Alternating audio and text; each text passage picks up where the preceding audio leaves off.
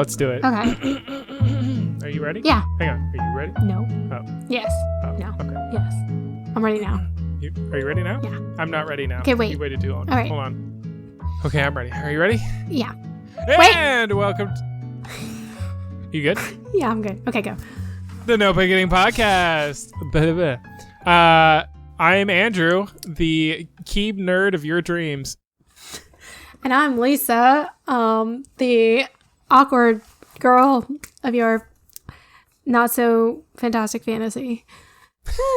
Of your nightmares. Of your nightmares. Of those. Yeah. So how's it going? How's your life? Awkward, apparently. No, it's good. I have no complaints right now. I mean, Good. All right. Yeah, Well, I'm kind thanks for joining us. I mean, we're here to complain, Lisa. Come on. Okay, I'm sorry. I'm kind of I have more a of a complainer, too. positive. I'm like a positive thinker, and I think abundantly. So I'm thinking like, okay, well, yeah, there's things going on, but I have faith in the trajectory of what's happening. So So you can like put a positive spin on anything. I'm trying. Yeah, I mean, not everything, because obviously there's been dark times. When we talked last week about, or last recording about my dark trip to the Boulderlands. Your crisis movie. Yeah, my crisis movie to Boulderland. So obviously, never always, but I guess I did put a positive spin on that, didn't I? Because I didn't stay wallowing in my horribleness for that period of time. I left. There you go. And I said, hey, I need to change the scenery. So I got out. But then I came back and it all went back to Druryland. So, but that was then. Successful. Question mark.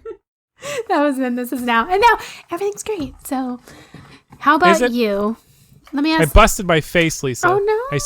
I slipped on linoleum and I busted my face. I slammed my head into the ground and several of my front teeth shattered. Oh my God, I totally forgot about that.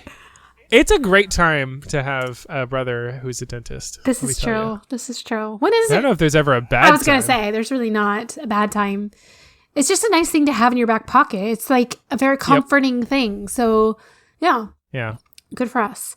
And a very non-judgmental brother at that. Yeah, at that. he's like, oh, you did? Okay. Yeah. He's like, wow, yeah. Okay, let's fix rough.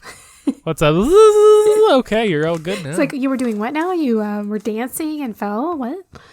How did this happen? Yeah, so... Wine is the answer. Obviously. But yeah, fun. it was... the bloody mess of your dreams. Yeah, you don't think teeth bleed, but they do. It's weird. No, you do think that, because have you ever lost a tooth before? Yeah, but that's like the hole it came out of. I believe that would bleed. But like the tooth itself bleeds. Oh, right. Oh, yeah, that's true. And let me tell you, after having part of it replaced, your tooth feels too. It's weird to have a half tooth that's now extra sensitive because I guess everything it's been through, and then the other half be completely numb. You think, yeah, your teeth are just numb. Like they're just there. They don't really feel. I mean, you can feel the like certain things like pressure and stuff. Like, but no, they have like I could definitely like run my finger along my tooth and feel where, like not from my finger but from my tooth, where I can start feeling my finger touching my tooth. That's weird. Yeah, because I always thought that your teeth were just like bones, like external bones that were attached to nerves in your gums. But I'm going to go out on a limb here and say perhaps you can feel with your bones too. Yeah, that's true. So I guess, yeah, because there is bone pain. So that's true. So I guess because if you break your bone, blood, you're not like, oh, well, at least it was just the part of me that can't feel pain. Yeah. So I guess the nerves and the blood is running through kind of like, it's all attached. It's all connected. Yeah, it's not fun. Yeah, it doesn't sound fun. Don't recommend. I bet you had a headache for especially a couple days. Teeth. Not really a headache. Honestly, that wasn't that painful. I think just it goes into shock and it's just like, But I did have quite a swollen chin from just, the smashing. Oh, right. But yeah, that was interesting. I was kind of shocked at like how much damage you did there. Me too. You know what? You don't think that slipping and falling can do that much damage. I know. But like how really can. Here's the thing, because like how many times have you like knocked your teeth into things. Like so many times. Everybody does it.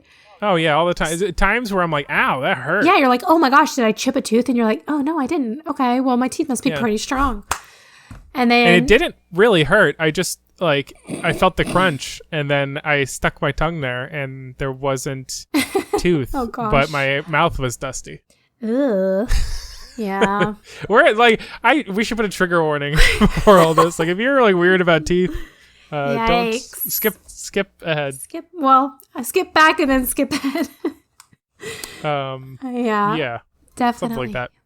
That must have been fun. And then you had to go back and get it filed down so that it was all matching and right? Or you went back a couple times. Like you didn't just go in and it was all done, right? Oh, it was all done pretty much. Oh. I mean, I went back a couple times because there was just follow-up stuff to make sure my tooth wasn't going to like die. Okay. Yeah. And like he also had to put like some bracing on it so that because the tooth came loose from all that trauma, so it was wiggly. So he had to kind of like give it a cast, so to speak. True. So yeah, I mean, not great. No. Not a great situation, but putting a positive spin, good to have people in your family that are skilled. Yes. And that, it could have been a lot worse. So given, everything turned out. For sure. Yeah. Because you could have killed yourself. The front teeth, still pretty bad. Are they? I mean, can you die from falling? If you smack your head the wrong way. Yeah, I mean, here's the thing. I fell on flat ground. Like, this wasn't like I smashed my face into some stairs or something. Right. Like, it was just flat ground.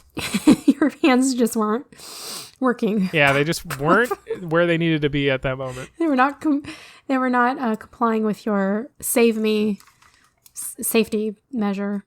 Unfortunate. Well, that's life, baby. Yeah, but people have died though by slipping backwards and slamming their head down on a I've done that. I've fallen off of a tall stool. What is wrong with you? I've smashed my head into terrazzo floor. Oh my gosh. Am I gonna be like I was gonna say a widowed sister, but that doesn't make any sense. I was like 13 when that happened. I still had a plastic skull.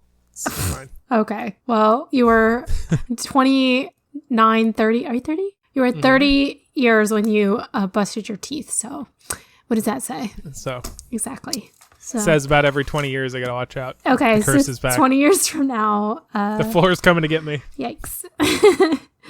Yeah, so that's good. I haven't had any major physical damage, I don't think. Does that count as a broken bone? I always say that I haven't had any broken bones. I don't know if that's true anymore. I do think that counts as a. I think somebody with a broken bone is rolling their eyes right now. That's probably true. But I mean, I've never had a broken bone either. I've fractured my bones before, but never fully broken it. So knock on wood. That's kind of broken. I mean, I guess, but it's technically not. If somebody fractured my cup, I wouldn't be like, well, at least you didn't break it. True. That is true. But I mean, sometimes they say that a fracture actually hurts more than a break, but I don't know why that would be. I guess because it flexes. I guess. I don't know. Maybe because it's more long term. Because I have a fracture in my foot. Like I have like a foot fracture basically. And it's one of those things where you can't fix it because it's on your foot. So I guess you could. That's what I always hear. But it's one of those things that's just it's really hard to heal.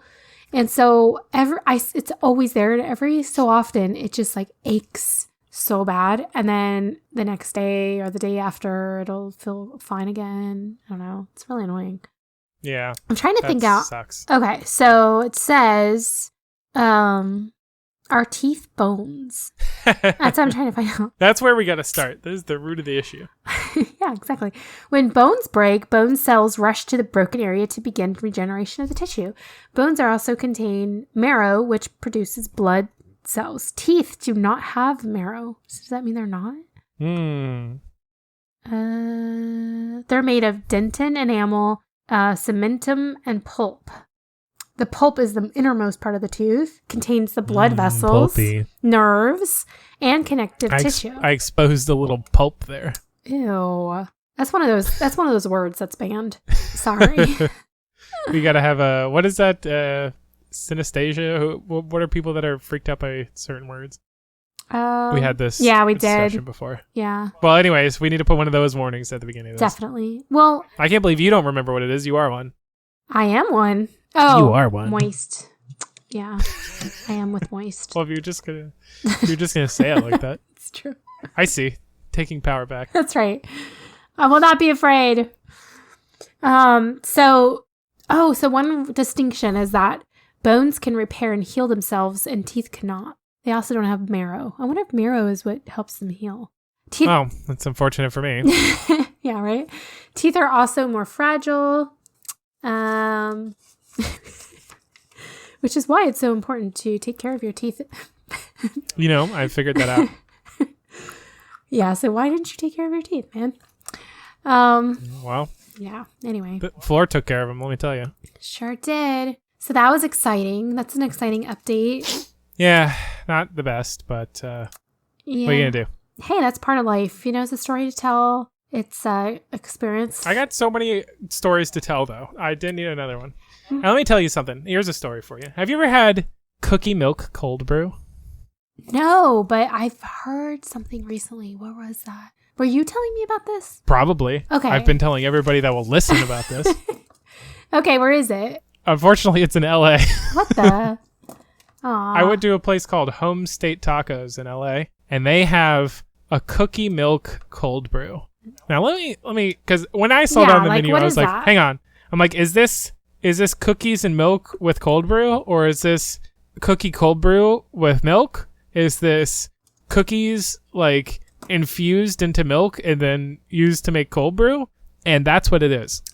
Oh. It is like they took chocolate chip cookies and they like soaked them in milk, and then they strained it out so you just have the milk that now tastes like chocolate chip cookies, and then they put that in cold brew and as like the creamer, and you have cookie milk cold brew, and it tastes like a cold brew latte cookie. Oh, okay. And it's amazing. Interesting. It was so it has so like delicious. A chocolatey flavor to it, I guess. It has like a chocolate chip cookie specifically. You know how Yeah. like a chocolate chip cookie tastes different than chocolate or anything. It's Sure. like, that is a distinctive flavor of its own accord. Okay. It tastes like a chocolate chip cookie. Mm. Well, like a milk and cold brew and a chocolate chip cookie all in Well, one. I gotta say, I don't like coffee, so I assume. And you don't like chocolate. Well, I like chocolate chip cookies. How do you feel about milk? I'm more of a oat milk person. Honestly, I would love to make this with oat milk. Yeah, I could see that, but I don't know. I think it might be good, but like maybe with hot chocolate. Well, see, hot chocolate would kind of throw the whole thing. Maybe like with a chai tea, maybe. I don't know. That would maybe that would be more like a snickerdoodle milk yeah. cookie. They do have a sugar cookie latte at Starbucks. I feel like that's just, they're like, let's put sugar on a latte. They have some kind of like dust that's just like pulverized sugar cookie. And maybe it says they have, like, they give you the haven't had recipe. So, I mean, it has, let's see. There's giving it away? Yeah, it has a cup of sugar, no. a cup of water. Oh, this is how you make the syrup. A cup of sugar, a cup of water, 2 tablespoons vanilla extract, and 1 tablespoon almond extract. And then the sugar cookie latte is 3 tablespoons of the sugar cookie syrup that we just made, 1 tablespoon of standing sugar, a cup of white chocolate chips, Starbucks holiday blend brewed, and milk. White chocolate, like, are they just floating in there? I guess this is a hot drink. So I guess so, yeah. Okay. I don't know. That's sounds extremely sweet. It sounds like something Sweet, yes. I would take one sip and I'd be like, oh my God. Yeah, this is very much like how you would make a good cold brew at home, and then it also just tastes like chocolate chip cookies. Okay, so what you need to do is figure out how to make a chocolate chip cookie I really do. Syrup to put in your... See, I kind of like that it's not a syrup, though. I assume they just literally, like, soaked chocolate chip cookies in the milk. And then, like, that's how it got its flavor. It's like a very... Well, then there you go. It felt like a very natural infused flavor. Yeah, you could like, do this that. Isn't like an artificial cookie. Like, you know how they have, like, flavored candies and stuff that's like, oh, it's cookie dough flavored or it's, like, brownie flavored. But you're like, this is... They came up with some kind of like combination of like flavor extracts that they determined was somewhat close to a brownie. Yes. And they've done this. No, this is like I'm eating a chocolate chip cookie, but it's also a cold brew and cream. Yeah, I think that sounds pretty easy. I mean, you could do that, right? Theoretically, I assume it would waste a lot of chocolate chip cookies. Unless anybody wants some really soggy chocolate chip cookie mush after I'm done. That's true. But c'est la vie. C'est la vie. C'est la you know what they say? Got to crack a couple eggs to make an omelet. Well, always. You always do, unless you're using the impersonated egg. Have you ever had an egg slut, by the way? I have no idea what that is, so I'm going to say no. Egg Slut was one of the most delicious places I ate in LA. I mean, this is an LA conversation. I went to the one on Venice Beach. It was delicious. It was like the softest bun with the just most delicious like breakfast sandwich in between. Sounds good. It was like the perfect temperature. They made it hot right there, and I just walked right out into the beach and ate my breakfast. Wow. Watched the skater kids act like Tony Hawk. Of course. It was so cool. I felt like such a Californian. It was like the first day I was there, so I was like, look at me at Venice Beach. And I ate my egg slut. That makes me really want And then I felt a little sandwich. demeaned. Why? Well, because they were calling me an egg slut. But it was true. Oh my god. I had to stand in line outside to get it. It was honestly really, really good. Parking was awful, but that's just California for you. Yeah, I can imagine. Well, cities in general, but... Yeah. Well, that sounds like a good experience. I've always wanted to go to Venice Beach to see what the hype is. I've heard it's really pretty. Pretty cool. I mean, yeah, it's just kind of nice to have such like an interesting city, and then it also have things like beaches and stuff. I feel like the closest thing we have to that is Miami. I feel like every other like city near a beach or like town near a beach, like Tampa, for example, it's kind of like more their identity. They're like beach. Yeah. And also same with Miami a little bit, but this was just kind of like, yeah, we have beaches, but right. Yeah. Like, we're LA. True. So far, your two best experiences on your honeymoon were food related, of course. Well, we're just getting started, obviously. Okay? You know, want to launch in? Yeah, let's launch in. We're going to launch in at Mach 10, Lisa. You're here for it, right? They tuned in to hear about your honeymoon, so. I did the W Beef tour. That was the other thing I did in LA. What is that?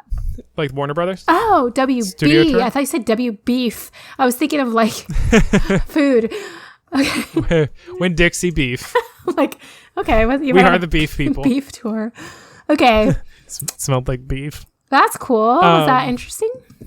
Yeah, it was pretty cool. I was on the set of Gilmore Girls, which is pretty surreal. Cool. I was on the set of Friends. They actually... Honestly, they had Perk coffee there, and it was like that was kind of like their thing, like their little place you could get food during the tour, and it was like, haha, get it? It's like the Perk coffee house. Yeah. And it was very like stylized like that, and it was actually really good. Like the cold brew they had there was delicious, and they had some like decent food.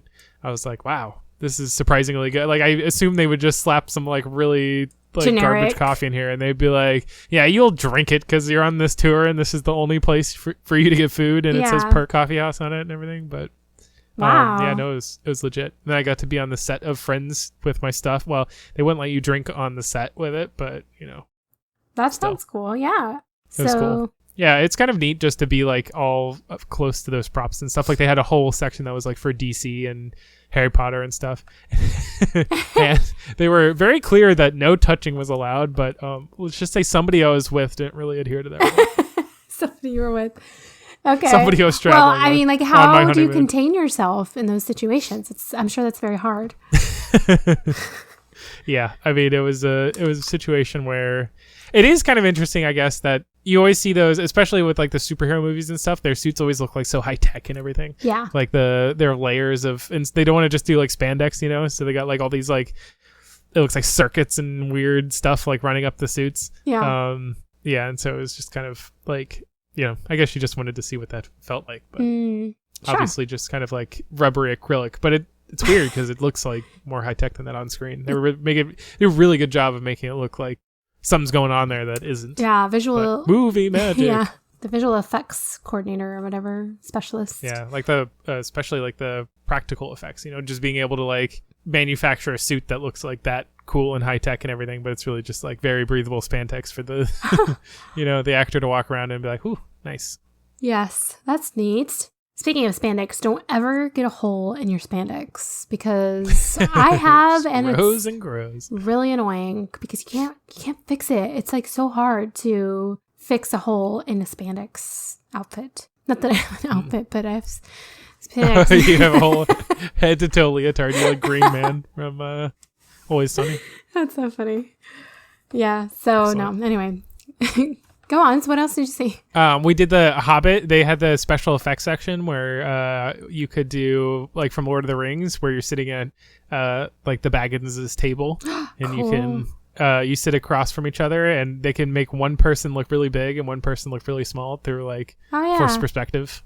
Uh-huh. And so it was fun to for us to switch roles and Lervin be like a giant and me to be like a little hobbit. I was like great. you call her a hobbit.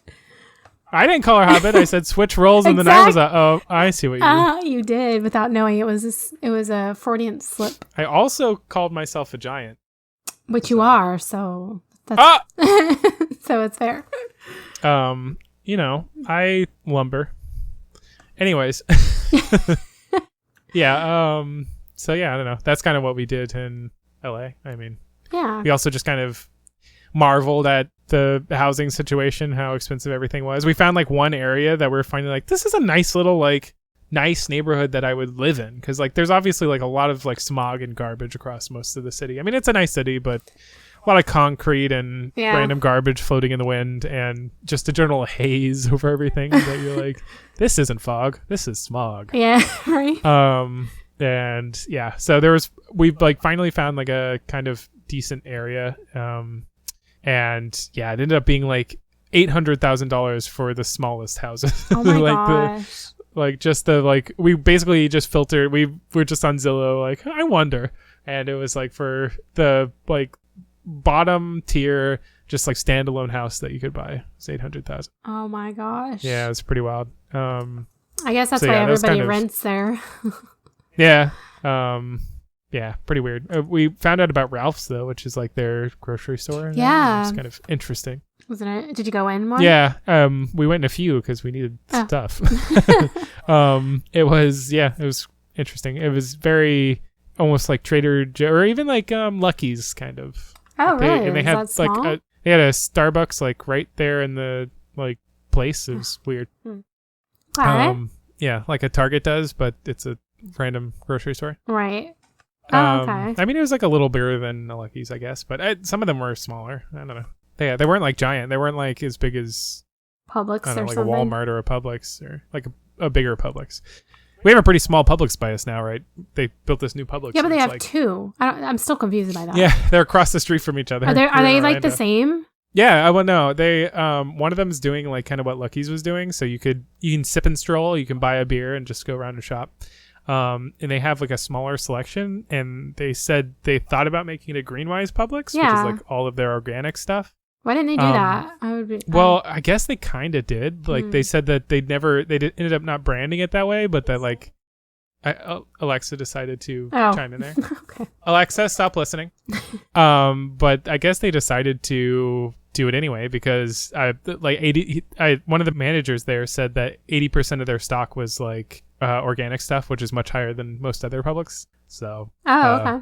yeah, Yeah, it's interesting. I was actually just at the Publix by your house this morning, and I forgot that they had made that other one a Publix. So I went to the one I was used to going to, and then because I had to get a couple things, and I was driving by, and then I mean, that's your safe bet. There is honestly, we've found several things there that just aren't there. Like they didn't have like cabbage or something the last time we were there. They were just, oh yeah, we just don't have any.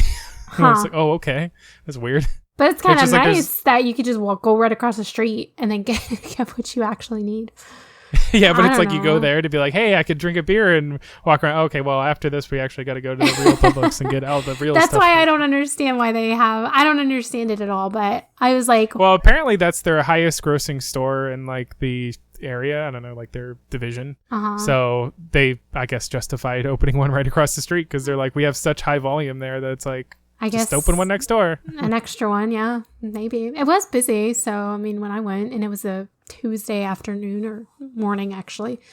So Yeah, sometimes it's like packed, especially during the holidays. Like, oh yeah, I remember it gets that. wild. So Yeah, I miss it though because that was my Publix for so long, and it's the best Publix really because they got is. Publix Chinese. They do, and I saw that they're adding like a hot food section, kind of like how they do at Whole Foods, where you go in and you can pick out like food into a container and then bring it somewhere. You know, you ever been there? Like, do you know what I'm talking about? So you're saying, yeah, I know from Whole Foods. Yeah. So you're saying you saw them doing something like that in the new pub or in the old Publix? the Publix where like so they have it.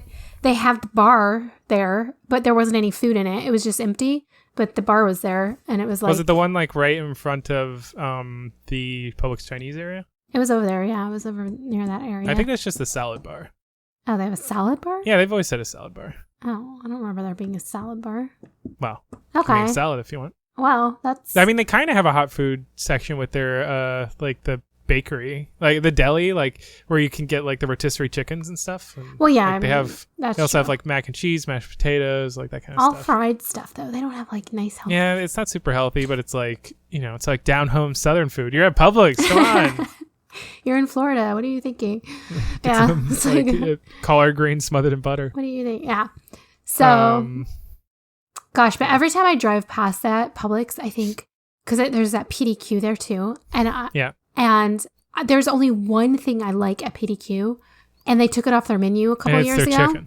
No, it was their coconut, what was it called? It was called their like coconut chicken bowl or whatever. But it was like so good. It was such a good bowl. It had like peanut sauce, and it was like a Thai chicken bowl, but it had coconut and peanut sauce and like rice and veggies and all this stuff, and it was so good. And they took it off their menu like 2 years ago, and I've never been back. And every time I see PDQ, I just crave it, and then I just know. You just roil with anger. That I do because I know they don't have it, and I'm like, I could pull in right there, right now, and get it. And I'm like, no, wait, I can't because it's off their menu. I hate when they do that. I hate when that happens, and it happens to me a lot. So I feel like maybe I like weird things because obviously they're not popular enough to hang on to on menus. But I feel like all the things that I always really enjoy, they take away. Like at Wendy's, they used to have these like they had a variety of these like teas. Did you ever go there when they had those teas? At Wendy's? Yeah. Well, the Wendy's, they came out with like this tea variety where it was like hibiscus tea and like all these. I've seen that like Chipotle and Panera and stuff, but I don't think I've seen that at Wendy's. Yeah, so Wendy's came out with it for like a couple years. And then I was like, oh, I love their teas. I would just go there to get the teas. And then they took it off their menu one day, and I was like, what the heck? And then, that's another boss, thing. Whenever they come in, they don't buy anything else. Get them off the menu. I don't know. Like, it's weird. And just recently, I don't know, the last couple weeks, every time I would ever eat at Taco Bell, which wasn't like a ton, but anytime I did, the one thing that I loved getting there was their mango tea. And guess what they just took off their menu a couple weeks ago? Their mango tea. Man, that's rough.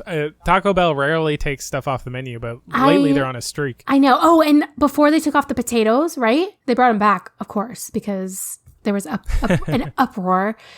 But I mean, that's the thing. I don't know. Like, it seems to happen to me a lot where I'm like, I go to order something, they're like... Maybe you just get too attached, Lisa. No, but I mean, they have everything else, right? Maybe it's just me. Maybe I just notice it because it's me. Maybe it happens to a lot of people, like, for a lot of different things, but I just don't know because I don't order those things. I don't know. But anyways. You just always got to order the number one. It's just very... Yeah. Oh, and that also happens to me with shows where they'll, like, cancel a show or those, you know, like, whatever, a show that I like. And they're like, oh, it's been canceled. I'm like, what are you talking about? What I'm hearing is you appreciate innovation. I think... And when somebody tries something new, you get excited, but nobody else does, and then it dies. That must be it. I don't know. But people, come on, get on board so that my things don't keep going away. I don't know. Anyways, so you were saying... ice cream and whatnot. You've traveled through LA. Now where are you? Oh, well, I went through, like, the Joshua Tree kind of area, which I feel like... is cool, but it's also sort of like they're trees, you know? Oh, they're overrated? Is that what you're saying? They're just like a lot of trees. It was nice, but they're all that tree. So it's kind of like, yeah, there they are. More trees. Here's the thing. you take it with a grain of salt because I dislike desert aesthetic, I guess. I kind of like I could see the niceness of it. I'll see some like deserty photo, whatever, that's like, oh, that's kind of nice. But for the most part, if I see a desert, I'm like, that looks awful. It's like dusty, it's dry, hot. It's dry is fine, but it's just like hot. It's like hot and sandy, and there's nothing else there. There's rocks. I'm just kind of like, it's like the surface of Mars. Like, why would you care about that? I don't know. There's something about like a lush greenery that I really love. So yeah, it's same. just kind of like, But here you go. Now there's some greenery, right? You got these Joshua trees. They got some green, but they're all just kind of like spiky trees, and they all look pretty much exactly the same. So is it like foresty, or is it like individual trees just kind of sitting in different parts of a desert? I mean, they're like all just about the same height, which isn't very high. It's like, it's more of like a small bush, or it's like a big bush. It's like a tall bush.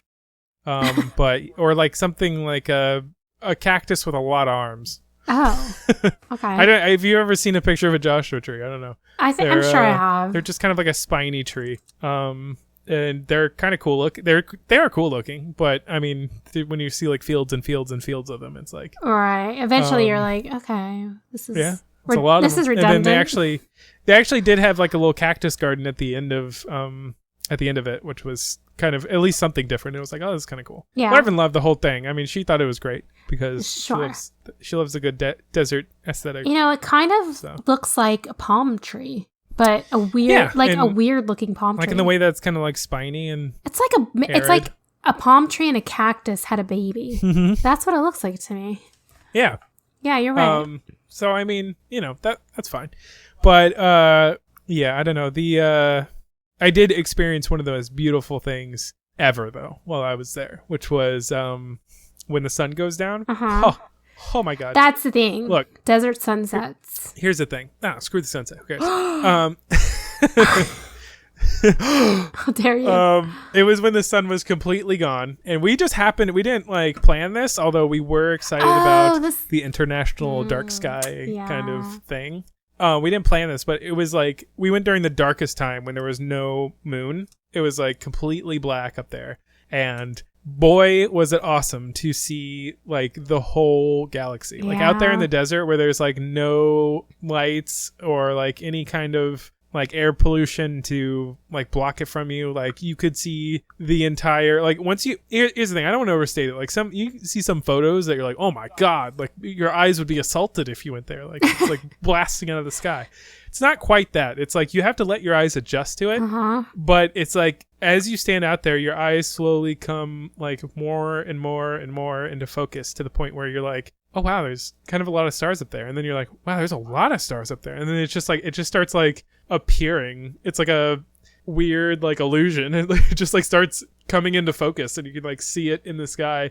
And then once like your eyes fully adjust, it looks really bright and vibrant. It's like wild. That's like, and let me tell you, like this is like the blackest night possible, right? There's no moon or anything or any lights from like nearby cities or there's no light pollution. There's no anything. And you could totally see like once your eyes adjust and there's no like big bright lights like messing with your eyes like it normally does. And like when you're around cities and you look at a street light, like you don't realize how much your eyes like stay at a certain level. Like this forces them to go into like full nighttime mode, and you can walk around in like pitch black. I mean, it's not pitch black, but it's like as dark as a night can be because there's nothing but stars, but you can just walk around by the starlight. Yeah, isn't that and see like where you're going, and like, and when you reach that level, like you look up and you can just see the galaxy. Like you just see it like a stripe of it across the sky. It's just like wild. It's so annoying too because like you can't take a picture of it really. I know. I did get some pictures, but thankfully I have settings on my phone that allow me to do like long exposures and stuff, and like mess with those settings. So I could get it, but it's difficult. Like it took us a long time to get a like semi decent picture of it. Yeah, you have to have like a really high quality camera in order to get. Yeah. That was gorgeous. Honestly one of the most breathtaking things I've experienced. Like it was amazing. It was like yeah, I don't know if it was like the juxtaposition with the dullness of the desert landscape, but it was really something to behold. It was. I suggest anybody that hasn't seen it to get out there and check it out. I can kind of see why there's that old tale. I don't even know if this is true, if there's like a urban legend or something, but there was like a blackout in LA. Like I don't know, when was it? Like I think I heard about it like in the 80s or something. I don't remember. And people were calling the police because they were like, there's this crazy, strange like cloud across the sky, and they were like, yeah, that's just the galaxy. That's hilarious. And like people had never seen it. Like people in the city were like, what? Oh my gosh, really? That's always up there? Wow. Because it was the first time like they had a blackout and they'd like been in the pitch black. Yeah. Everybody needs to go and experience the sky at night in the desert. It's so simple, Definitely. but we ended up being able to experience it a few times out there. Like we kind of did a desert excursion. The first half of the trip was very desert focused, which I didn't end up totally regretting. It had some really good sights. But we ended up first, after being in pitch black, we decided to go to the City of Lights and blind ourselves in Las Vegas. And like spend the some complete time opposite. I'm like, well, here's a galaxy, let's go. Yeah, right. It was pretty intense. What a city. I mean, that is a weird place. It really it's like nothing, like every light in the tri-state area like conjoined into one road. Yeah. It's pretty wild. We ended up staying at the Venetian, which was really cool. It was just like it ended up being like really reasonable and stuff, because obviously they want you to like be there and gamble and do whatever. And I mean, it's crazy. Like it is amazing. Like first of all, like it's giant. The Venetian itself is huge, and there's like a bajillion rooms, and I had to take 3 elevators to get to my room from the parking garage. Oh my gosh. You have to like get out, go across the bridge, like get onto another one, and then like get onto a conjoining one. Like there's literally like one of the elevators had 2 buttons. It was like the parking garage and the like exchange floor, where you just go up and then you get on the real elevator to get up and get into the real tower, and then cross the bridge to get to the hotel elevator. It was wild. Wow. And when you go into the main area, it's like a freaking mall. Like it's like the whole thing is the one that we were staying at, the Venetian, is like obviously like Italy themed. Yeah. So it kind of is supposed to look like a Venice, and the like buildings along the waterways and stuff. So they actually have like a fake channel running through the whole place to kind of simulate like the Venetian waters. Did you ride on the like, gondolas? Yeah, they have the gondolas there, and we had some rides and did a very romantic thing, and we got in our fancy clothes, and we had like a nice night out in the casino, and hit up, like they have a ton of bars there, obviously, just in the one place, like still in the casino.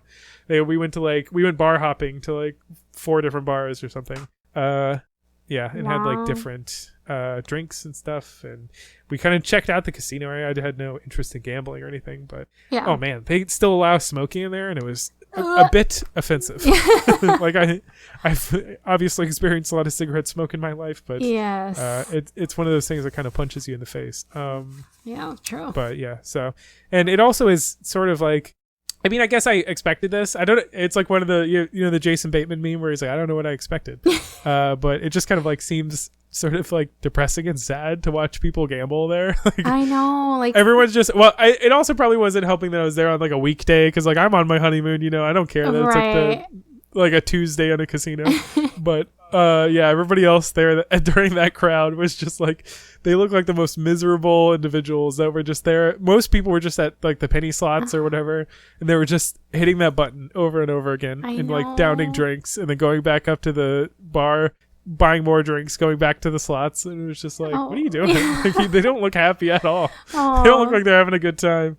That's crazy. Yeah, I mean, it is true. It's like, we went there too. What did we go? It was several years ago. It was probably like 3 or 4 years ago now, but yeah, I do remember that too. Just like, but I guess that's why you go, but at the same time, it's a whole different world.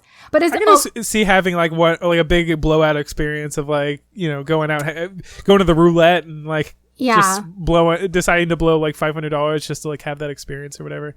Well, we did do that. Like Mike did pull out money, and Tim did too, I think. And nice. And they did spend money, and I want to say that everybody walked away like with money, so it wasn't a total loss. Good job. But it wasn't like anything. It was like a couple dollars extra or something like that. It's like, wait, I put $500 on the line and I got like $20. I think so, yeah, if I remember right. And then we also, it's weird because it was funny because after you posted some of your pictures or whatever, I realized, because we went on a road trip right after you. I think it was right after you were there, right? I think it was overlapping. It might have overlapped a little bit, but it was like we went to a lot of the same places, but at different times, I guess. I don't know. Right, yeah. Anyways, but yeah, we did. Kind of wild. Yeah, it was kind of. No, we didn't like stop in Vegas, but we did drive through it just so Caleb could see. Caleb's our nephew, for those listening. He's just turned 9, so he'd never been, and like we were like, it's a kind of a wild, crazy place, something interesting, and definitely a memory you would want to have. So yeah, quite a sight. But it was nighttime and it was late. Like we were driving through like to get to another hotel, and so he had fallen asleep in the car. So we had to wake him up to like get him to see what, like, while we were there to drive through. He didn't want to wake up because he was so tired. And we finally got him awake, and he was kind of groggy, and he kind of opens his eyes and he's just like trying to you could just see his brain like trying to process what he's seeing while being kind of like half asleep.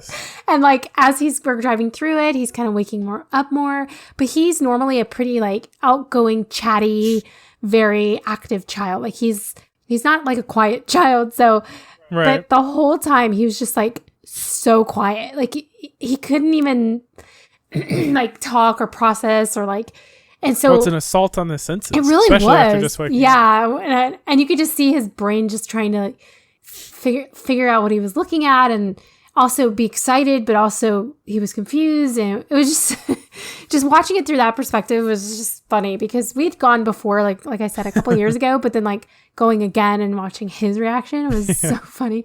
And yeah, and then he was kind of grumpy because of course like he had just gotten woken up. It was very loud. Like you said, it was like a shock to the system. So it was kind of abrasive. But then the next day he was like, did I dream? And he's like, no, that was real. And he's like, that was really cool. And then like he started talking about it, and I think he had time to like process it and like. Yeah, he probably fell asleep and dreamt about it too. So maybe. It was probably both. Yeah. Anyway, so he got that experience, but it was like very different than what I guess we probably saw.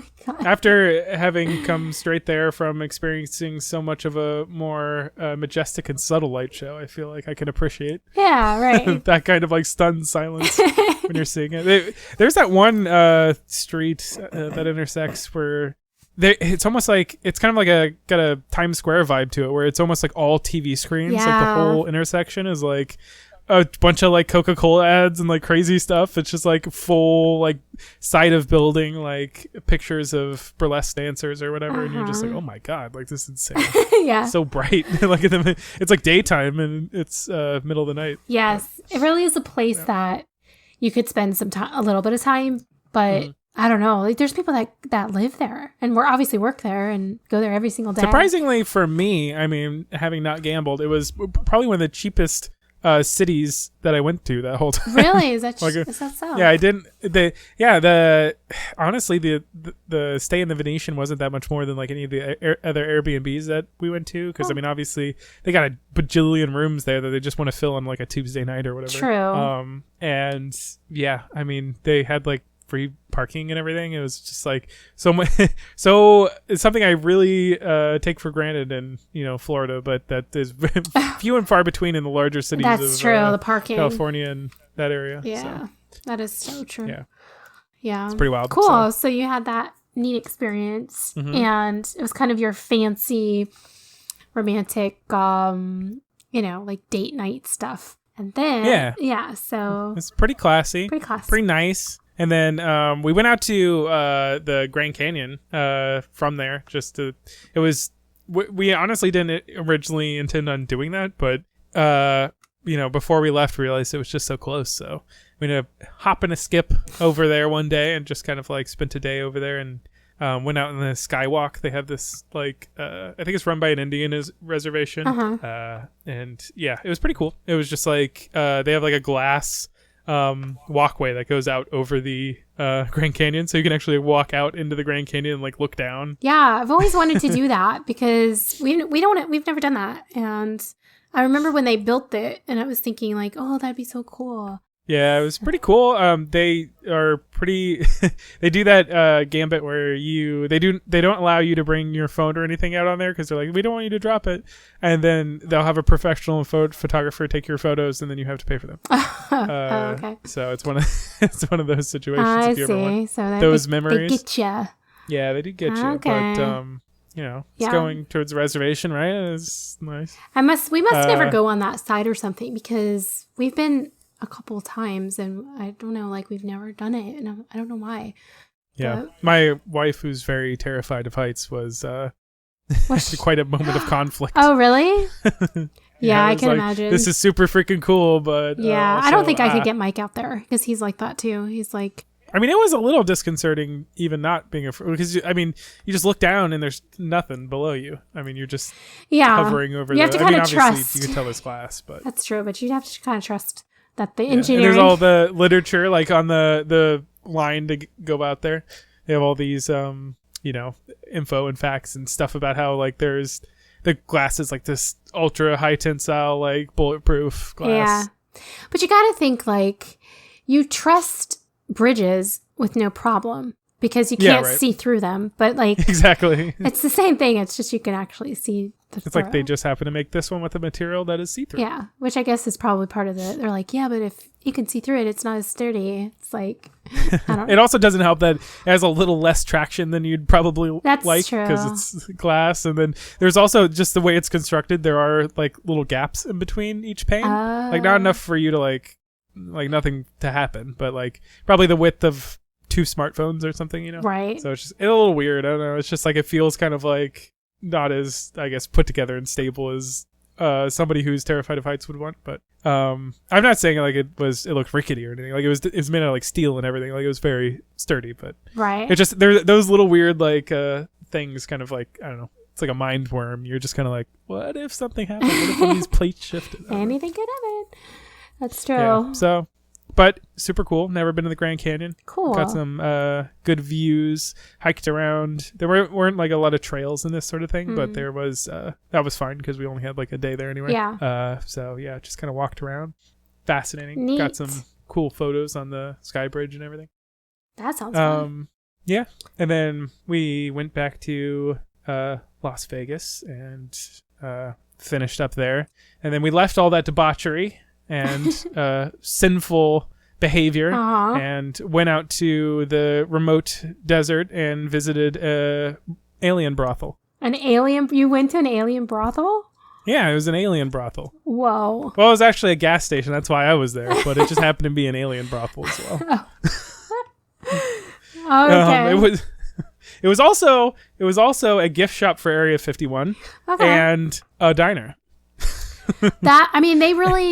They really knew their audience, and they thought, let me just create a business that serves my community. There you go. Here's the thing. That was about the only commercial thing for like 100 miles of within Area 51. So it was pretty much like, look, we're going to hit every point here. There's a lot of truckers coming through here, and there's a lot of alien tourists coming through here. So right at the cross section, exactly. You got to eat.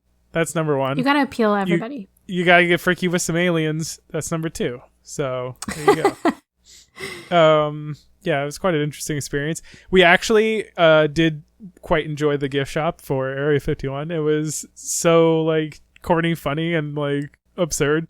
And they actually had really good merch. Like the shirt I got there is like so soft and it looks so cool. I love it. I've already got some comments. I'm like, that's a great shirt. My best shirt I got in the desert and an alien brothel. Yeah. Yeah, it was such like because obviously like we wanted to kind of drive by Area 51 because everyone loves that kind of stuff. Yeah.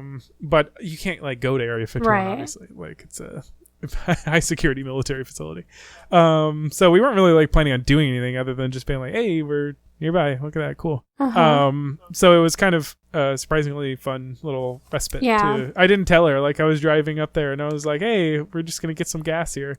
And I pull in and she's like, where are you? It's like this big building that has a big alien head on top. And she's like, oh my God. Oh, wow. Nice little surprise. Just out in the middle of nowhere, in the middle of like a complete and like nowhere alien arid desert. Wow. Like, yeah. Cool. So that was fun. And it happened to be on the way to Death Valley where we're going next. Oh, that must have been really neat. That was super cool.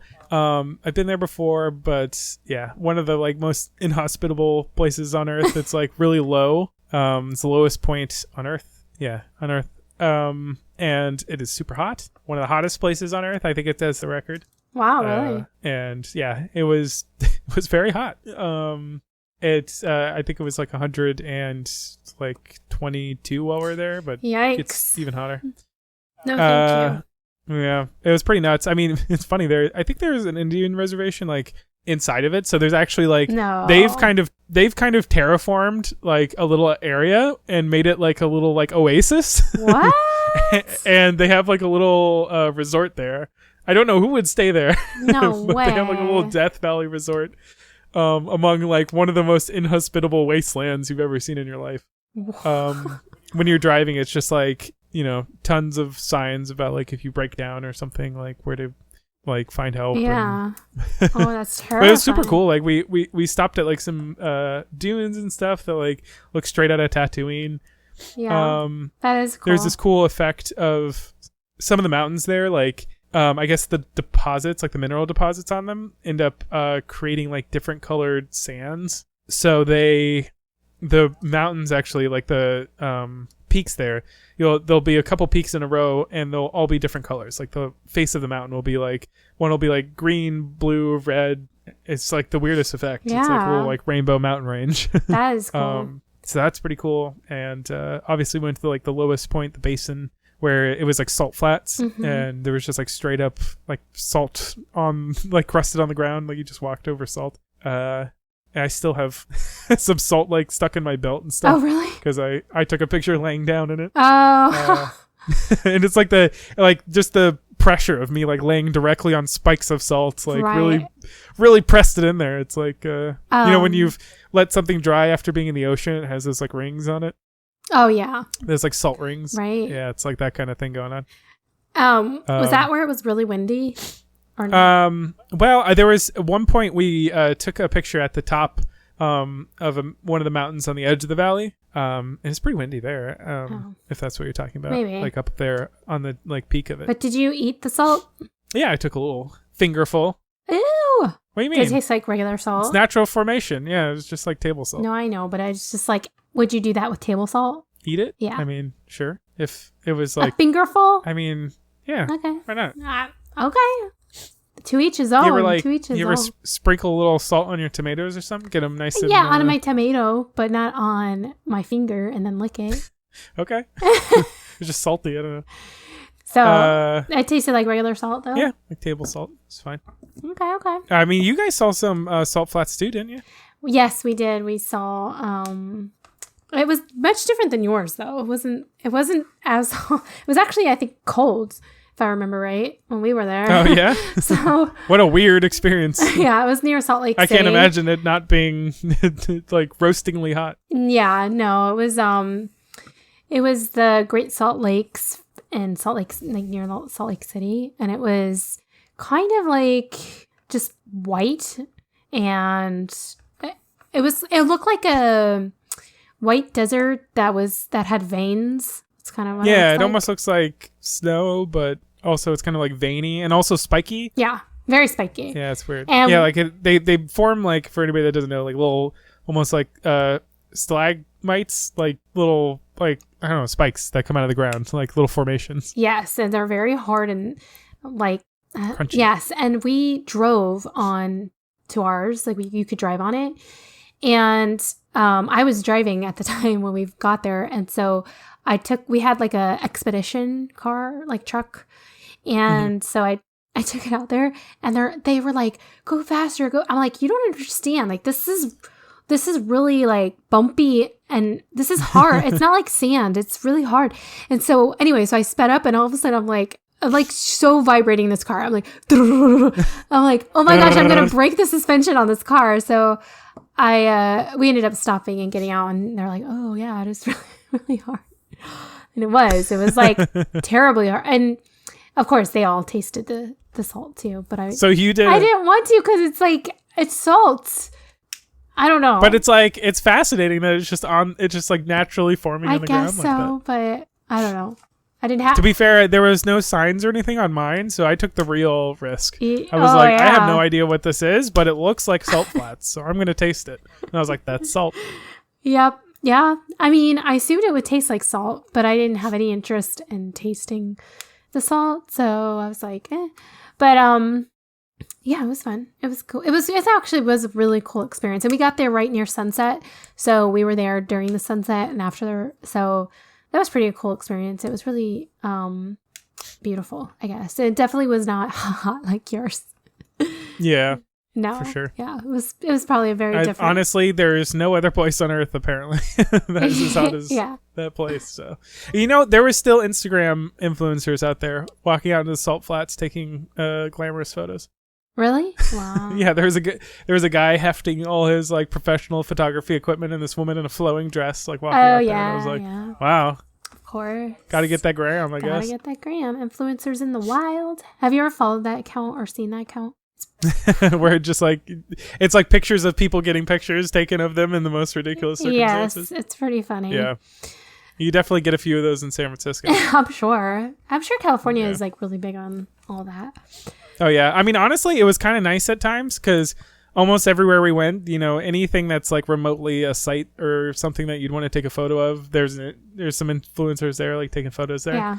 And they take the best photos. Like if you ask them to take a photo, true? Yeah, of course. And they're like, you want a landscape? Let's do a landscape and a portrait. Do you want that in the background? I'm going to get that in the background, but I'm going to do like a portrait effect. So it's kind of like bokeh'd out. Oh my gosh. And I'm like, all right.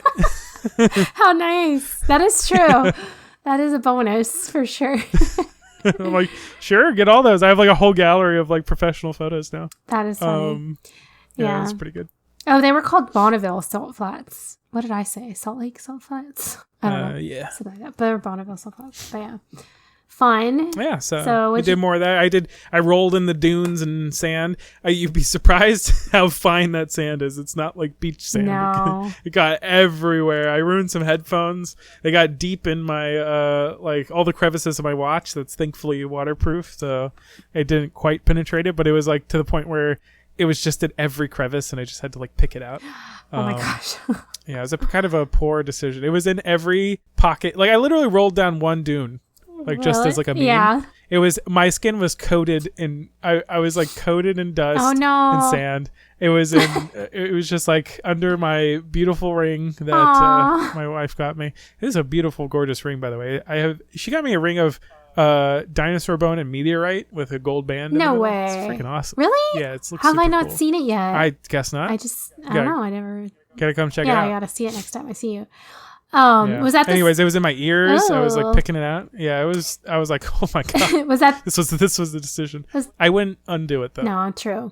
Was that the same hill that I saw a video of Lervin? Was she like scooting down it? Yeah. Is that the same one? She was like, I'll do a more conservative roll down this. Cute. All right. Yeah, I mean, it was fun to play around on the sands there. I mean, it's definitely like really different like sand than like you get on the beaches here in Florida. It's so much coarser here. It's like this is like a really fine sand. Okay. So speaking of dunes, did you ever finish your book? It's funny that you say that. I was like, man, I'm not getting through Dune very fast, but I'm like, I'm in Dune. I was out there. I was like, you know what? This is an excuse to miss reading Dune when I'm in Dune. Sure. But no, I've reached. So the book of Dune is separated into 3 sub books. I'm on the 3rd book, but unfortunately it's the movie's out now, so I'm kind of like, oh no, you've come so far. No, well, the thing is, I think they're coming out with, so I believe they've divided the book into 2, and this is the first half of the book that's coming out. Okay. So I think I can watch it, and I'm past where it gets to. I agree. Yeah, go for it. So they've already like greenlit the next movie, I think. So Awesome. So yeah. So I mean, come on, it's fine. Okay, true. So after the dunes, where'd you go? I got some more night skies out there in the desert. Oh, yeah. But finally we got into the verdant areas. Went to see, it's so weird going from like nothing desert to the largest forest like in the world, like the sequoia like redwoods, and seeing like the like most massive trees that exist that are tower above any normal tree, and they have like these giant trunks that are like massive and pine like. They honestly, I don't know if you've ever seen a sequoia, but they're surprisingly like soft and almost like not dense feeling. Like you can like knock on them and they feel almost like a kind of spongy hollowness to them. Like I feel like they would be this massive like super dense like hard material to like keep up that like giant like body of it, you know? Yeah. But it feels like a very soft, like fibrous, like spongy kind of thing. Like I leaned up against one at one point and my back itched because there's like so many little like fibers that stuck through the shirt. I bet it smelled good. Yeah, it was nice. It had a nice piney aroma, and you know, we're finally driving up and getting some altitude and being in like this beautiful forest with lots of rain. Was that the same forest that caught fire after you left? Yeah, so it's funny. It was like getting ready to rain like when we first got there, and like one of the first things we pulled up to was Morro Rock, which is like this point, and it was like, hey, don't go up here if you see lightning, because this is like the highest point. Oh. And so we saw some lightning like in the very far distance. I'm like, we're fine. We jogged up there real quick to like take a quick pic. Oh. But then as the storm approached, we're like, oh, maybe we should get down. And we went back down to our car. And it wasn't a very long walk. It was like a little 5-minute walk up to the top. So yeah, like while we're coming down, and there's clearly a lightning storm approaching, and clearly a lot of signs that say don't go up here when there's lightning. Yeah. Lots of families passing us. And you're like, oh, forget that. Rules don't apply to me. Like, good luck. I mean, who am I to judge? But yeah, apparently, one of those lightning strikes, I mean, it like, cause we went through there, during that day, and we immediately went off, to visit Yosemite. And apparently, I guess that lightning storm started a fire that ended up burning a lot of that area. And yeah, the fire warnings while we were there were all like extreme, like, everything was like, do not do like camping fires and stuff like this. Like it is the worst time. Like it's very dry. Crazy. So, yeah, that is crazy. Problematic thing in California. Yeah. They have Pikachus there, by the way. I know, I've heard. I hope none of them burnt up. Oh, yeah. There was a little sign that said like, look out for the Pika. And it was like totally like a little mouse looking like Pikachu looking thing. And I was like, I gotta see this. I never saw it. Aw. Yeah. Spoiler alert. I wonder what he would look like if he was dyed yellow. Yeah, exactly. Right. He would be a Pikachu. Exactly. He just needs a little zigzag tail, and he's good. that would mean like a broken tail. Like yeah. Yikes. Struck by lightning tail. Right. Oh, maybe he started the forest fires. There you go. He used Thundershock. Oh my god, it makes so much sense now. It's all coming together now. Oh my god. But yeah, so we went to Yosemite next, and like, so we're a mountain family. Like for people that grew up in Florida, like we are a camping family, right? Like we go out, we rough it. Yeah, totally. Like, so like, what do you imagine when I say like we went to Yosemite and we camped out? Yeah, like probably something similar to the Smoky Mountains or yeah. Mm-hmm. Sure. So lots of like grilling out. Like our tradition was we'd always stop at the Walmart, going the last Walmart before we go off into the wilderness, get a bunch of like hot dogs and sandwich materials, and then we'd go out there and we'd use our like portable propane grill to grill up some hot dogs, sustain us while we're in there. Maybe occasionally like a little sandwich or something, and then eventually if we run out of materials, we go to the nearby mountain town where they have a limited little like grocery store where you could get some basic supplies to replenish your turkey or what have you. Sure, 100%. It's a beautiful thing. Yeah, and then because I mean when you're out there, no commercial activity or anything, it's just you and nature. Yeah. Okay. This place, I went to Yosemite. I stayed at a place called Curry Village that was in that was like their little campground there. Well, we picked this one because they had pre-set up tents, because obviously we're not flying across America with tents and camping gear. Yes. They have pre-set up canvas tents that are raised off the ground.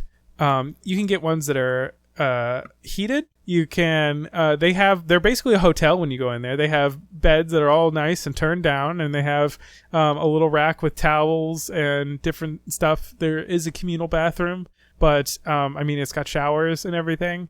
And they have a restaurant there that serves hot pizza.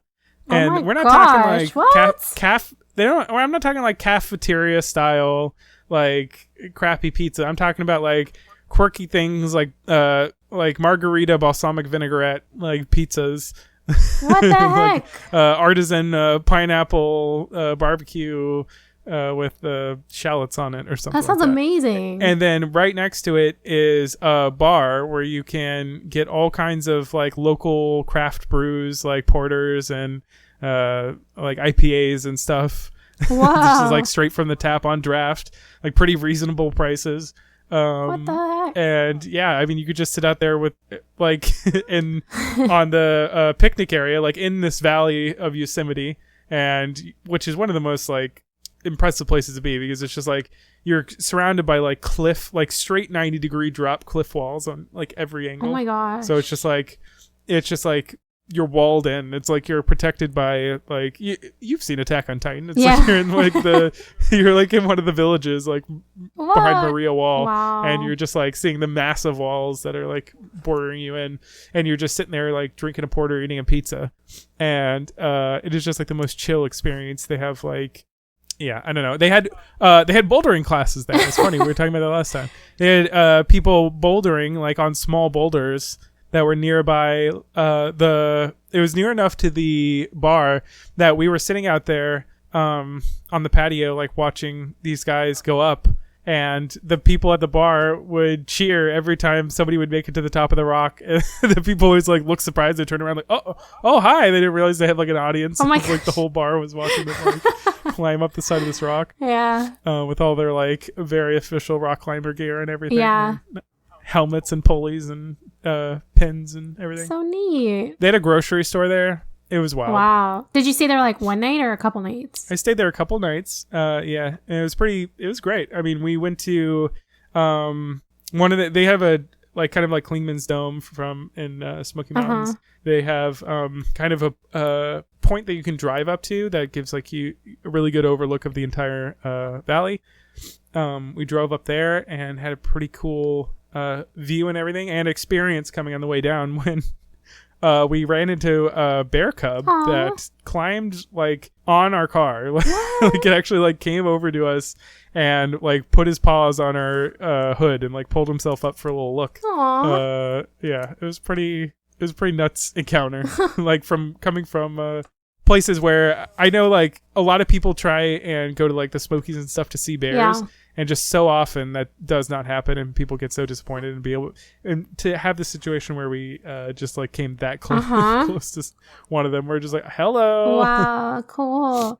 And what was the weather like there? Was it cold or was it kind of nice? Very reasonable, like temperate. I would say like 70, high 60s, kind of like very nice, like not like a bit chillier than AC, but I mean like that's desirable when you're hiking. Yeah, or camping.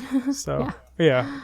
So I mean it was definitely nice. Like we did some trails that for hiking and stuff, like Mirror Lake, and we did Yosemite Falls. We never ended up actually getting all the way to the top of the falls because unfortunately we were just past the wet season, so a lot of the falls weren't active. Like so, one of the bigger features of Yosemite is that there are a lot of like really tall falls because like water runs off those huge like cliffs, and down into the valley, and so it makes for these really like amazingly tall waterfalls that just drop like hundreds and hundreds of feet. Yeah. But unfortunately none of those were really active while we were there because it just wasn't that time of year. Sure. So it wasn't really worth it to climb all the way up there when we knew it wasn't going to be active, so we just kind of climbed as far as we cared to see the valley from a different angle, and it was pretty neat. Yeah, we did get to see one of the falls. I forget what it was called, but yeah, one of them was active and it was decent. Yeah, I mean, really great. It was honestly a lot of great sights, but yeah, unfortunately, it is one of those places that kind of suffer from like sameness. Like almost every trail, almost everything you can do there is like get a different angle of the same valley. You know what I mean? Yeah, like, yeah. it is an impressive valley. Like it's amazing how big and like how straight up and like massive the wall faces are. Like you could see rock climbers and stuff going up it. There's that famous documentary of that rock climber guy. It was called like Free Solo, where he climbs which was it? I think it was the face of El Capitan.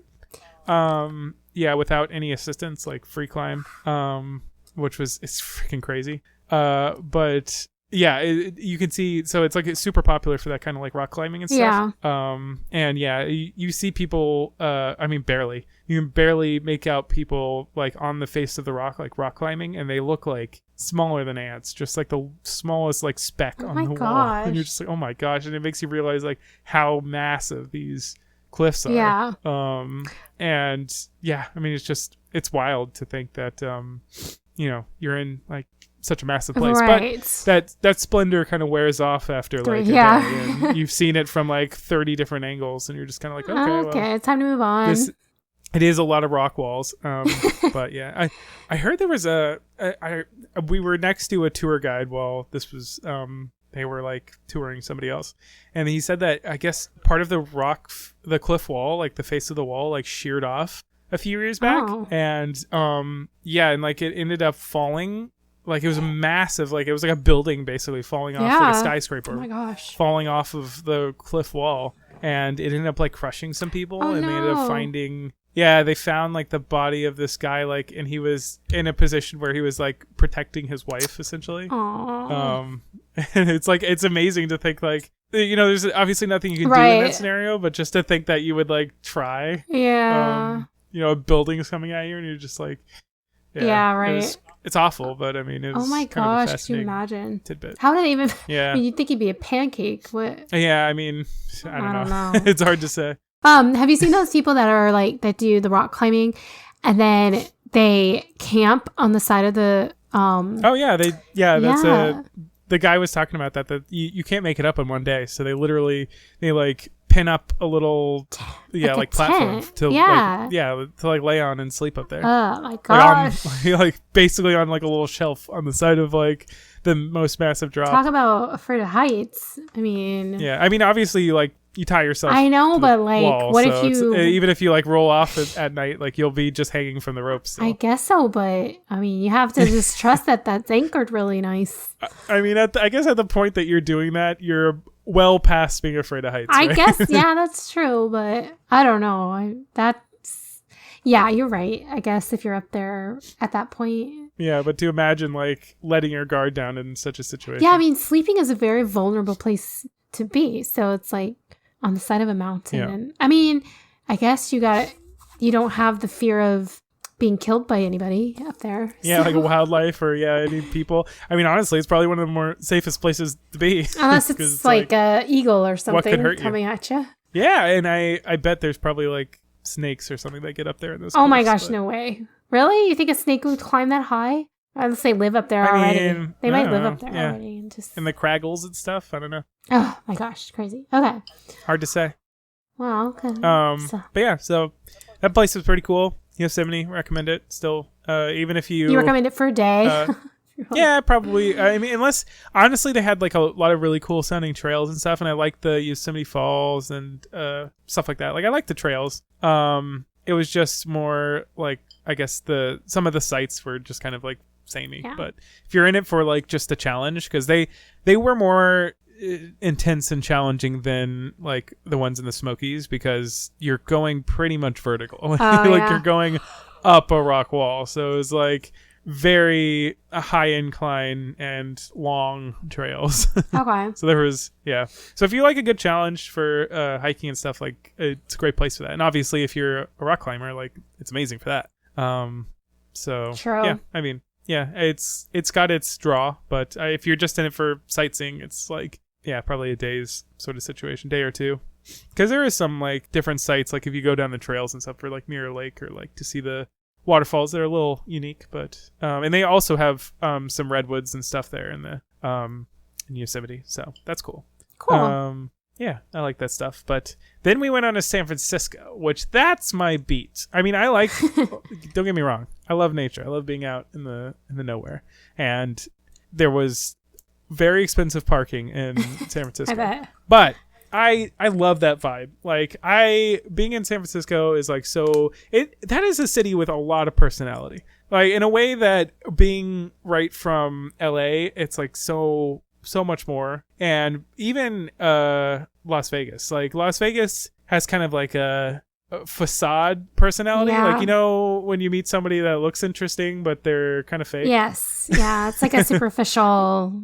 Yeah. Yeah, it's like San Francisco's like an actual like cool person that you meet, and you know, maybe a little dirty, but like actually seems like they got some interesting stories in there. Sure. You know?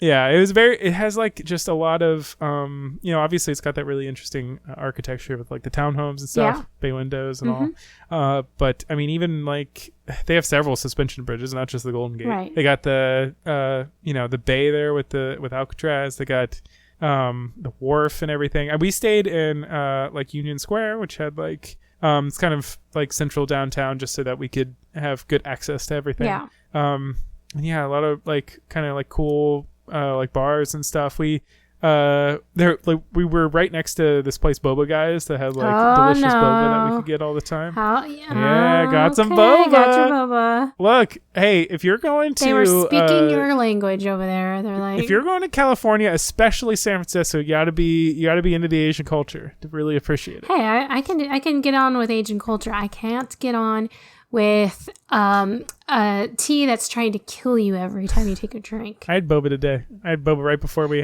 started this podcast. Of course you did. Jasmine green tea, milk tea boba. Oh my god. Anyways, speaking of Asian culture, thankfully Union Square is right next to Chinatown, which had delicious food. We ate at, what was that place? It was Z and Y, which is I like to call it Michelin star adjacent. They're like recognized by Michelin, but they don't have a Michelin star. Okay. So you know, you can actually get a seat there and not pay like $1 million. But you know, they're freaking. It was pretty good. They're recognized. Okay. They're mentioned. Yes. Okay. Honorable mention. All right. They got a picture with Obama on the store and everything. I don't know. It's a popular place, I guess. Okay. But yeah, I didn't realize that when we were planning on going there. They're like big on spicy stuff. I didn't realize that when like we picked it, but we were there. They're like, oh, this is like the place for your mouth to be set aflame. And I was just like, well, when in Rome, right? So I ordered like basically their premier dish, which was like basically a bowl of popcorn chicken and just chilies. Oh, like a bowl gosh. of chilies. And it was wild. Like it was really good, honestly. Yeah. But the chilies were just like way too stiff. I don't know if like I got a bad batch or something. They were too hard. Like I couldn't chew them hard. Yeah. So besides that, like the flavor was amazing. And it also had the weirdest effect that Lervin will corroborate. The kind of spiciness was a kind of spiciness that I've not really experienced before. Like, you know, wasabi spicy, that's different than like chili spicy, how it has like nasal spiciness. And then chili has that like burning like tongue spiciness. This had like a numbing. It wasn't even like spicy really. It was just Let me just close your mouth down for a minute. Yeah, it literally just like shut off your mouth. It was almost like it made things less spicy because it was almost like I just swallowed some kind of like topical numbing agent. Whoa. Like I swallowed like Novocaine or something. Like my whole mouth just went numb, and I was just like, oh my gosh. And I was like, am I having like an allergic reaction to it? But no, Lervin was like, yeah, no, I totally am feeling that too. That's true. I've heard that. Like I've heard of people saying like mouth numbing kind of spiciness. But like if it's numbing your mouth, how are you going to enjoy the food? It wasn't like, it didn't really take away flavor. It just took away like, well, it did a little bit, I guess. But it more took away like sensations. I don't know. Like I almost felt like I could bite my tongue and it wouldn't hurt, you know? Okay. Like sort of thing. Interesting. But I could still I could still sort of taste stuff. It was weird. It was very odd. It was a very, very, very odd situation. And I was almost thankful for it just because it did seem pretty spicy, but it was like, but I don't actually feel it. So like my lips were all tingly and stuff, like from something that would be really, really spicy, but it was just like, ghost spiciness. It was so weird. It was just like it was a very odd feeling. I put your comments in the chat if you know what I'm talking about. It was super weird. Yeah. But yeah, so I really enjoyed kind of experiencing that culture and stuff in San Francisco. We went to like the Ghirardelli Square and the Wharf and stuff as well, which had like the Ghirardelli Square has like a nice little like brewery. Yeah. And we got I got something there called drinking chocolate. I don't know if you've ever had this before. No, why would I? I mean, we have Ghirardelli's here. I don't know. Yeah, but it's chocolate. Yeah, but you hate chocolate. It was you would hate this, let me tell you. It was literally just a melted chocolate bar. Ew. Like they literally it was thick. I was like, oh my god. It was like I was thinking they would add something to it. Maybe they added like a teaspoon of milk. I don't know. But I got the smallest size, thankfully. It was like a little like teacup. I still couldn't finish it. It was good. Yeah. It was delicious, but it was thick. It was like sucking. I had to pull it out of the cup. I had to like slurp it out of the cup. It was like the thickest That's so chocolate. Gross. And let me tell you, I couldn't finish it. And the next day, it was on my nightstand. I woke up. It turned back into like solid chocolate. I was like, okay then. Yeah, that's exactly what you drink. Yeah, that was super crazy. It was delicious for 2 sips. Right. It was like the best thing you've ever had, but you're done after about 2 sips. Right. And they sell you about 20. That's funny. Yeah, it was quite a thing. It was actually interesting when one of the first things I did when I came back from my honeymoon is we watched Shang-Chi, the new like Marvel movie. Yeah. And that the whole first part of that movie takes place in San Francisco, and it was so like surreal that we came back and we watched that movie and we're like, hey, we were just there. Hey, we were there. Hey, we were there. And like, yeah, obvious places like Ghirardelli and stuff were in there, and we're like, oh yeah, like they're just the tourist trap kind of thing. But they even like. They drove through Chinatown and they drove through Union Square and everything. Like I was like, I parked right. That's where I parked to go to my room. And like, we're going right. Yeah, that's Boba Guys right there. Like right below. It was so weird. It was like the most surreal thing. Wow. I guess that's what most people feel like when things are like set in New York. Yeah, and they probably. live in New York, like those big cities that get a lot of screen time. Yeah, that's true. But yeah, it's still like fascinating in that way. Yeah. And did you see any celebrities or anybody? Like interesting? No, I mean we went in that WB tour and we ended up in what was it? A couple sets and stuff. We were like on the Ellen set, which is interesting. They were really all about that. They were like, you get to go on the Ellen set. And you're like, and I feel like this is odd in this climate. I was like, interesting. Yeah, but also like I feel like people are really turning on Ellen. I know they have. Like, we got Ellen here. Like of all the places that you have, that's your selling. They were big on it. They were like, "Yep, that's right. It's the Ellen set." That's so funny. And I was like, "Oh, okay." I went to an Ellen show, show that she came here to Universal Studios and did one, and we went and Jackie and I went together, and we got to see her in person, and like we were pretty close to her because she walked right past us. So at the time we were like, "Oh, it's so cool," and then I was like, oh, "Okay." I don't know. Yeah, who knows? But yes. So San Francisco, you loved it. And what was your favorite part of what was your favorite, I guess, experience that you had? Honestly, Golden Gate Park was like really nice. It was for just like a city park kind of area. Like it was amazing. Like it went all the way from the coast, like outside the bay.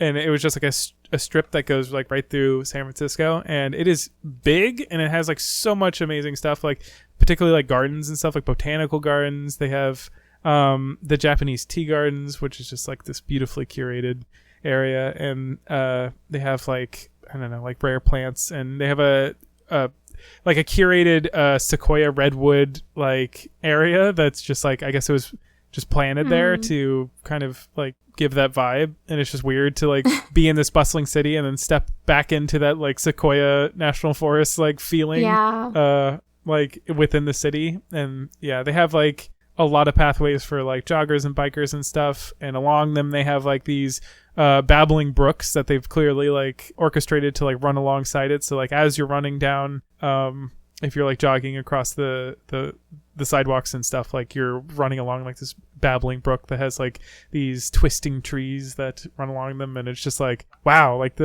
city planning and everything that went into this. Like, it ended up with this really beautiful area. And, yeah, I mean, they even have like bison. They have a herd of buffalo that just like are out there in this little like paddock. What? That's random. Yeah, it's like so weird to see these like giant majestic creatures just kind of like there in the park. Yeah, and it was honestly like really cool and beautiful that, because like I said, I love nature. But then I also like love kind of like being there in the city where like there's that high density of stuff to do, people to meet, and things to explore. And just to be able to like step that close to be like, now I'm in a slice of nature and then back into the city. Yeah, that's cool. It's really cool. I mean, San Francisco is a really beautiful city, and it's like a unique, like, I don't want to say it's like, it's hard to put a term on it, but it's like, it's old, but it's new. It's like modern, but it's vintage. That's the word. Or like retro feel, but it's also, yeah. I mean, it could be both. It could be all these things, because I mean, just it's a city that evolves, and there's parts of it that are one thing and parts of it that are another. But I've heard that like lately it's been not that greatest, but I mean, I don't know. Did you experience? Yeah, I heard a lot of bad things to the point where because I've been to San Francisco before and I've loved it every time I've been. And so this was kind of one of those things where, I'm telling my wife about it. I'm being like, this is, you're going to love it. It's like so cool. They have all these things. I want to show you this. I want to show you that. But then like in the back of my head, I'm kind of like, do I have rose colored glasses on? Like, I've heard from so many people like, oh my gosh, like I went there and there was just bums, like just defecating in the street, people shooting heroin in the alleys, all this like crazy stuff. The crime is rampant and everything. And I'm just, maybe it's terrible. And I'm just remembering like the good or parts. Maybe it changed since the last time you were there. I mean, yeah, no, I loved it. I loved every moment. I mean, there were homeless people, but nowhere as many as LA. And for the, like, I've heard from several sources, like people just like defecate in the streets of San Francisco or whatever. I witnessed that, but not in San Francisco. I witnessed that in LA. Yeah, I mean, I don't know. I think anything that you could say about San Francisco, I mean, they definitely got like some little tinted areas where there's, some congregations of homeless people, and every now and then I'd see someone on the street like rambling out loud to themselves or whatever. But for the most part, I mean, it just felt like a really down to earth, like hip city. I don't know. Seems pretty modern, pretty good. But I could tell you I experienced one negative thing while I was there. Yeah. While I was getting photographs of the painted ladies, actually on our way to the airport, I was asking Instagram models to take amazing photos from every angle of us. Yeah. And then we got some sushi, and then we just went back to our car. We were not gone that long, but man, somebody sure smashed the windows out of that rental car we had. And they grabbed every bag except for our like extra large carry-on that was locked, and everything. I guess they just decided not to deal with that one. Yeah, and they made off with a few bags of ours. Wow. So that was unpleasant. Could have done away with that. Yeah. But to be fair, when I went to file the police report, because why not? Yeah. I was looking at the crime map. Like, they have a map that's like, here's where all the like regular, like the latest crimes have occurred. Right. And, there's like violent assaults, and they have like each category. Right. In the category of vehicular break-ins, it was a pretty clear map, except for one very dense area that was right where I got my car broken into. I'm like, man, I wish I checked this map before I put all my stuff in the car. And that is true. Like, I guess sometimes when you go to cities, you got to look at like that. But who are you to know? Yeah. Like, nobody really thinks. Yeah. I mean, you never want to leave like a bunch of your possessions in a city in your car. You just parked along the street. But it was just one of those situations where we're on the way to the airport, and yeah, we just decided to stop there. It sucks. They really didn't get anything that valuable. They got like my charging bank, which is like a pretty nice one. It's like $80, and then unfortunately Lervin's wallet. So they ended up getting, it was all no real cash or anything. So it was just canceling a bunch of cards, which was annoying. But unfortunately, we were on our way to the airport, like I said, and that was all of her identification. Oh, no. So it turned out being kind of a interesting situation where they'll let you on the plane, but you got to go through a lot of extra screening if you can't provide like ID. valid photo identification of yourself. And that is awkward when you are already past the point at which you should plan for that. Yeah. Like we were pretty much like, okay, we're gonna leave here and go to the airport to be on time, to give ourselves plenty of time, you know. Right. Well, we needed to stop at the police station now to follow the police report and kind of get some advice from the police about how to deal with this. And they were like, hey, you should probably get to the airport. So we made our way to the airport as fast as possible. And it was very actually not busy there, which ended up working not in our favor because I guess they didn't staff a lot of people there, like the TSA people, because they were like, oh, it's not a busy time. So they have like one guy that they like set aside for these kinds of like extra screening check things. And like he didn't answer the call for a while. Oh no. And it was till the point where it was really coming down to the wire, and then he shows up and he's like, hey, I'm gonna go like research everything I can about you from like different like credit agencies and reporting like anything that will tell me information about you, and then I'm gonna quiz you on who you are, and then you're gonna pass or fail and you can leave or be stuck here. Well, and then like while she's doing that, one of the other TSA agents that was very nice guy, just keeping us company while we were nervously waiting for this to come down. He's sitting there watching her go through the questions and everything, and he's like, you know those cliche scenes in movies where people run through the airport dramatically? He's like, you're gonna have to. You're gonna be one of those people. You're gonna be one of those people. He's like, your gate is the farthest gate. It's like at the very end of the airport. Oh, what a nightmare! And we really, honestly, if you've ever seen like Home Alone, where they run to the gate and they're like, "Did we miss it?" And she's like, "You're the last ones," and we were just about to pull out. It was basically that situation. It was like, oh my god, get on right now because I was about to close the door. So well, I'm glad you got on. I mean, I didn't know that they even had that option. Yeah, I'm not still in San Francisco actually. I got back. Yeah. I know you were thinking that I stayed. I would have, honestly, if they had not locked me out, I'd be like, you know what? Crime aside, you're like, blessing in disguise. Okay, I guess I'm staying here now. You know what? San Francisco just didn't want to leave. Want me to leave, you know? That's funny. I get it. But that's good that she was able to make it and you guys, it all worked out. But yeah, chaos. And you didn't lose like anything majorly important, but still it's a pain. Yeah, it was honestly all just like dirty clothes and like souvenirs that we got from along the way, which was mostly like not good souvenirs, like the kind of souvenirs like we got sand from some beaches and stuff, like basically just like rocks and dirt. Oh yeah, you told me you were gonna bring me back like, some sand from yeah, and I was like, oh well, never mind. Some guy in a rundown subway station has it because he immediately tried to buy subway credits with our credit cards, but he did not succeed in that. Wow. So. Crazy. But it was just her credit cards, not yours. You had your stuff with you? No, I keep my wallet on my persons. So that they'll never be stolen unless I'm mugged. Which is possible still.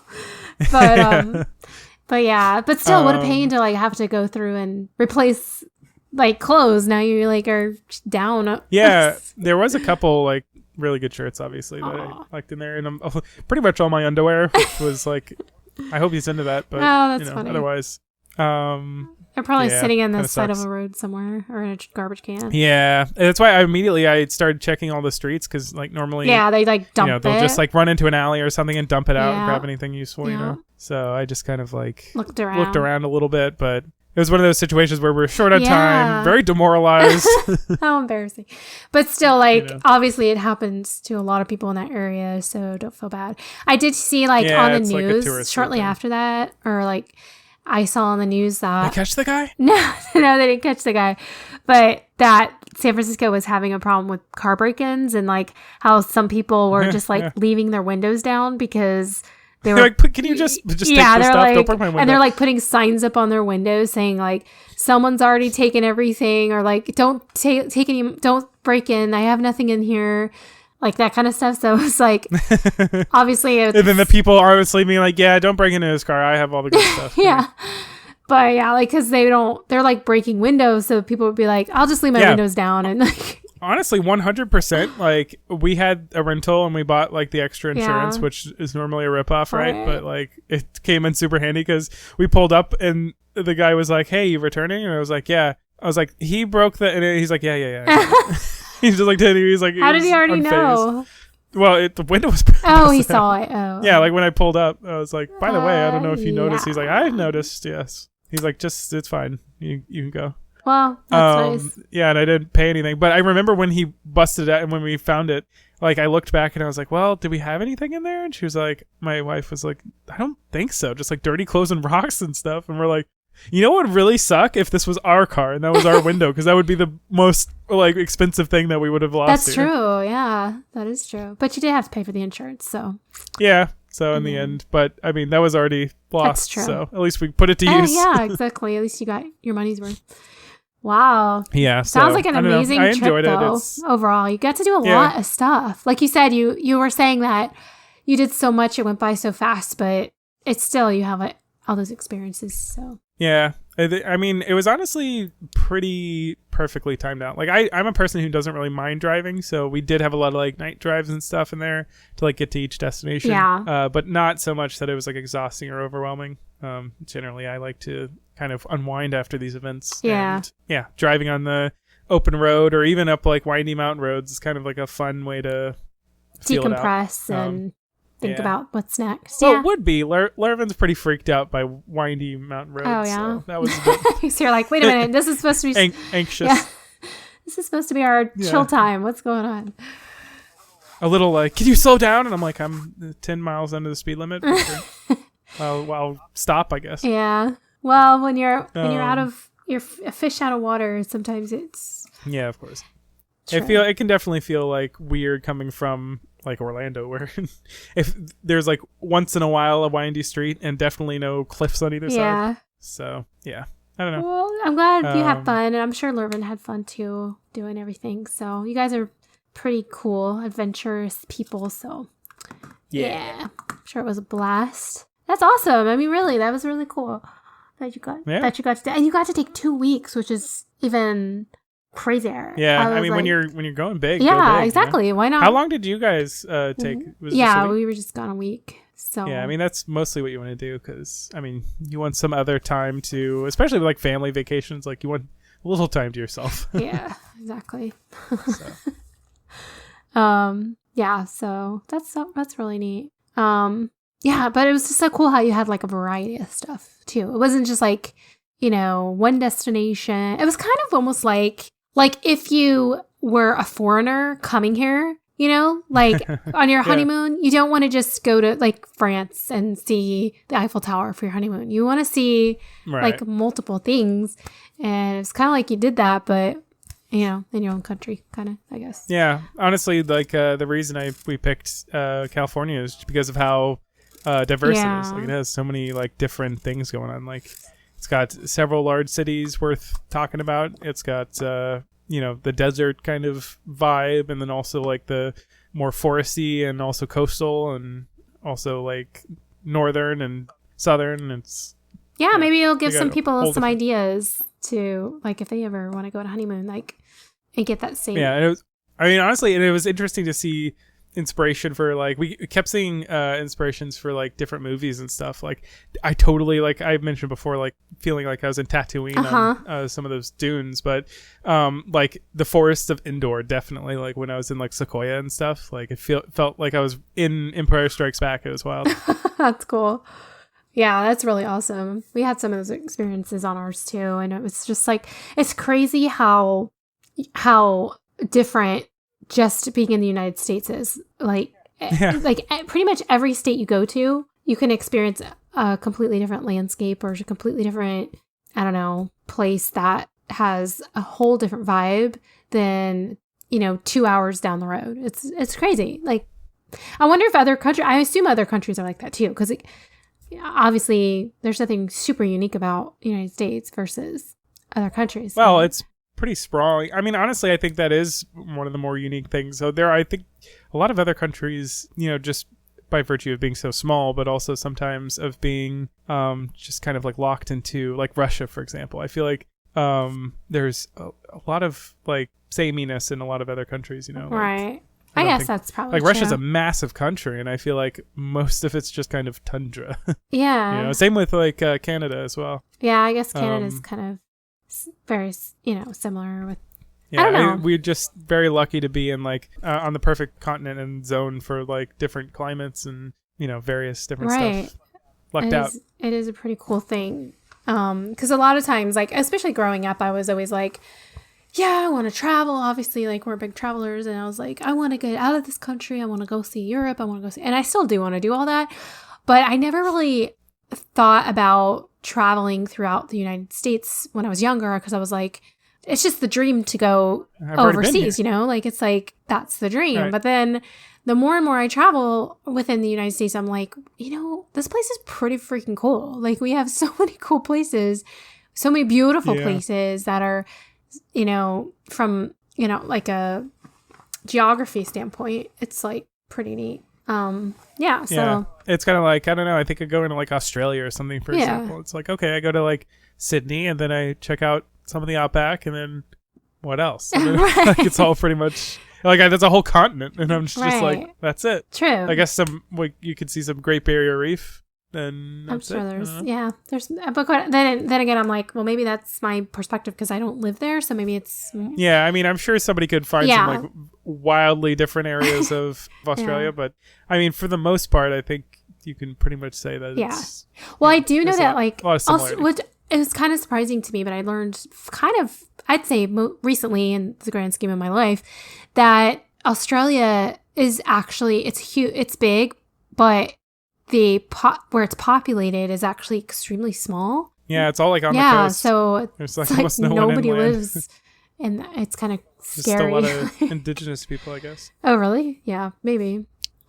Yeah. So, yeah, we had 2 awesome updated episodes, so now you guys are all caught up with Andrew's. I think this one will be a little extra. Yeah, long. I mean we've dove in. We've given you the tea on Andrew's. We've given you gold. Why don't you appreciate it? Gold tea. I mean, can you really go wrong with that? You just got a vacation to California, and you're not appreciating it, audience. How do you know they're not appreciating it? They're probably like, oh my gosh, you guys, you're the best. We love you. Or they're probably in tears because they know it's about to end. Yes. Like, please don't go. Yes. Oh yeah, true. Yeah, that is. But don't worry, we'll be back. We will, and sooner rather than later this time.